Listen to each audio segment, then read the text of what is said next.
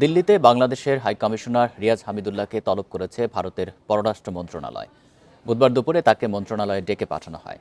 বাংলাদেশের নিরাপত্তা পরিস্থিতি নিয়ে ভারতের গভীর উদ্বেগের কথা তাকে জানানো হয়। ঘটনা প্রসঙ্গে দেশটির পররাষ্ট্র মন্ত্রণালয় এক বিবৃতিতে জানায়, কিছু গোষ্ঠীর কর্মকাণ্ডের বিষয়ে হাই কমিশনারের দৃষ্টি আকর্ষণ করা হয়, যারা ঢাকায় অবস্থিত ভারতীয় মিশনের আশপাশে নিরাপত্তা বিঘ্ন ঘটাতে পারে। বিবৃতিতে আরও বলা হয়, বাংলাদেশে সাম্প্রতিক কিছু ঘটনাকে ঘিরে চরমপন্থী গোষ্ঠীগুলো যে মিথ্যা বয়ান তৈরির চেষ্টা করছে, ভারত তা সম্পূর্ণভাবে প্রত্যাখ্যান করছে।